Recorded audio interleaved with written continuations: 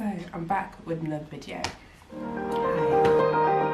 I just wanted to talk about balancing it all, because I feel like I said before, you compare yourself to so many other people and you just wonder, like, how does everybody do this thing? Like, how did my mom do this back in the day? I don't know. How did my grandparents do this when they had 10 children in one household? Like, what? Do you know what I mean? It's that kind of a situation. So I thought I would just talk openly about how I balance my household and things and my life now that this is my reality. How do you balance it all? Truth is, I don't. There are days when everything goes completely wrong, completely left, right, triangle, square, obtuse angle, all them kind of things. Like, nothing goes right. Like somebody phoning my phone now from Liverpool. Some days they just don't go right and you can't balance it all. I've realised that there is never going to be a day where everything goes exactly the same the day before, the day after, the next day. Like, there's no two same days the same. Everything always changes, and sometimes it's the littlest thing that can happen in a day and it will just throw you off completely for the entire day. Everything just goes wrong. You might as well just forget it.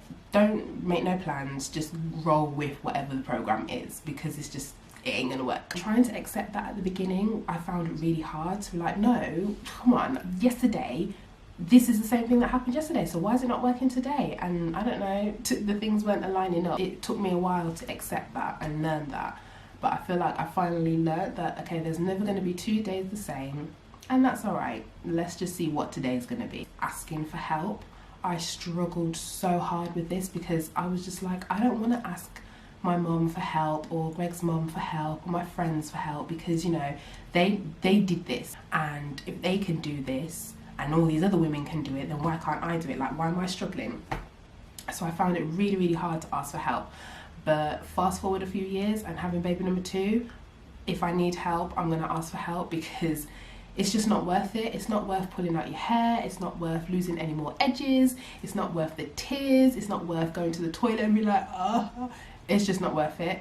If you need help, ask for help. But my husband also, he was like really stern with me and told me, babe, just ask your mum. Just ask my mum. It's not difficult. I'm like, I know, but he's like, there's no but. Just do it.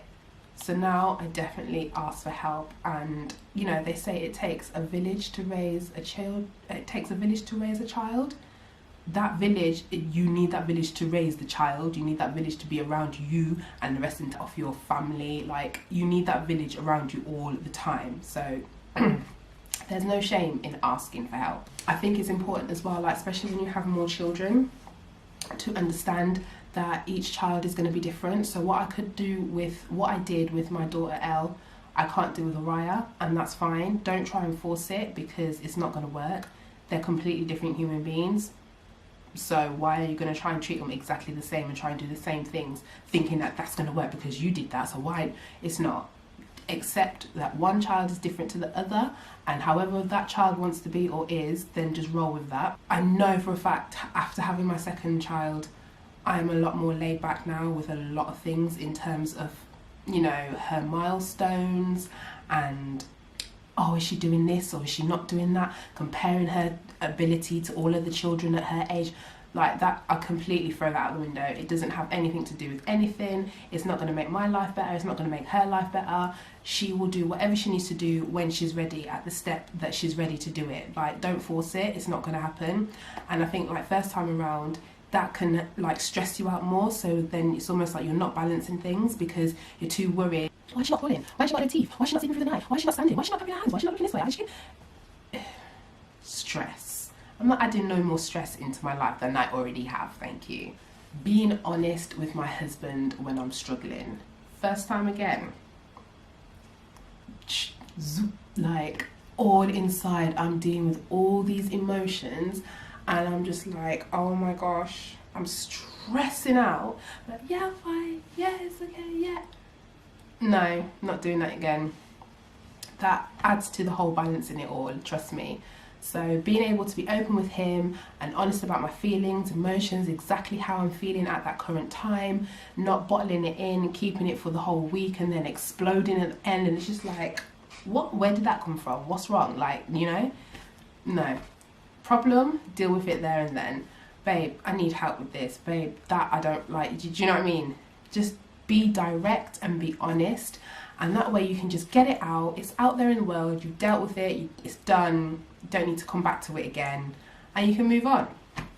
It helps, instead of bottling it all in and then just literally at the end of the week exploding and like, well, you did this and then we're talking about 2 days ago and then 3 days ago and then last week. Come on now, we ain't got time for that. It's really important for taking time out for me, and it can be as little or as big as you can like spread to, because given your situation. For me, it's like little things. Being able to just do my hair, it makes me feel so much better. Being able to get my nails done, like, that's a treat for me and it makes me happy.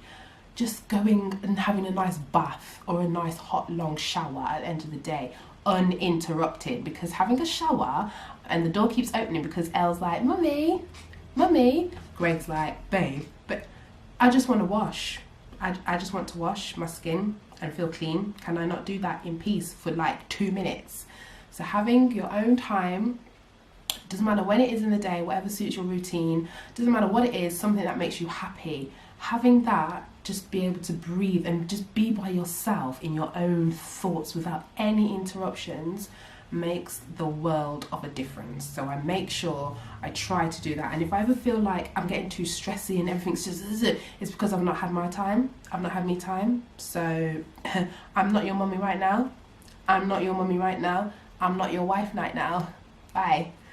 Do it. Being in constant communication with like closest friends or family members. For me, I've got a group, and it's the strangest thing. Like last year, so many of my friends, so many people I know, we've just all had babies. So everybody's going through the same thing at the same time, and we all know what the deal is.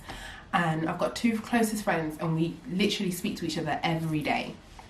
We use Snapchat. We just use it so it's easy and quick for us to just like send a video. We can view it when we want and just talk about whatever. And that's just a continuous thing that's just going. And it's not saving on your phone, so you're not worried about your memory and all that kind of stuff because it's gone. And then we have our WhatsApp group, which is again continuous thing. Keep going. And it's just little things. Sometimes you don't even have to do no long paragraph or long voice note. Put one word and it's like, I know exactly what you're talking about, yes. And it just helps. Having that break in my mind that I can speak to those girls just makes me, oh my gosh, do you know what he did today? Do you know what he said today? Why can't they? That's the kind of thing. Like, it's not, you know, it's not badgering, or it's not, it's sometimes, it's not about being mean, it's just being able to vent and rant openly and freely, and then it's done and gone, and you girls will be like, girl, listen, that kind of thing. I think that's really important to have. Again, so you're not just bottling everything up. And sometimes there's some people you can't really talk to freely and openly about like your real things going on inside. So having like that small group where I know I can trust them and it's not going to go anywhere else, that's important. Setting household routines. I think it's important to have them. You're not always going to stick to them. They're not always going to work. It's not always going to go accordingly to plan, and that is fine. But at least if you've got some sort of a routine when it comes to, you know, waking up in the morning, what people are doing, how you're doing it, how long is it taking, eating times and like bedtime routines, all those kind of things, I think is really, really important, and it helps for the household to run smoothly. Like I said, it's not always going to work out because some days you might be out, you've got, you know, occasions going to when the children aren't well. At the minute, our house, you can hear it in my voice right now, sick as anything. Both children, Greg's in and out of it, so sometimes the routine doesn't really work out.